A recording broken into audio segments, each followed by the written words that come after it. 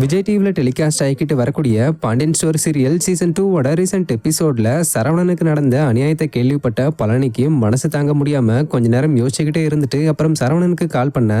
ஆனா ஆல்ரெடி பழனி பண்ண சில வேலைகளால சரவணன் போன் எடுக்காம தவிர்க்க. இதை கவனிச்ச கதிர், பழனி மாமா அப்படிலாம் இல்ல, ரொம்ப நல்லவர், புதுசா கடை திறந்த விஷயத்துல அவருக்கு எந்த சம்பந்தமும் இருந்திருக்காதுன்னு சொன்னதை தொடர்ந்து சரவணனும் புரிஞ்சுக்கிட்டு பழனி மாமாவை நேர்லயே போய் பார்த்து பேசிட்டு வந்துடுறேன்னு சொல்லிட்டு அவருடைய கடைக்கே போய் அவரை பார்த்து கண் கலங்கி பேச, பழனியும் சரவணனுக்கு ஆறுதல் சொல்லி கடைக்குள்ள கூட்டிட்டு போய் உட்கார வச்சு பேசி அனுப்பியிருந்தாரு. இந்த நிலையில இது சம்பந்தப்பட்ட பிடிஎஸ் வீடியோவை குமாரா நடிச்சுக்கிட்டு வர ஆக்டர் சக்தி ரீசெண்டா ஷேர் பண்ணிருக்காரு.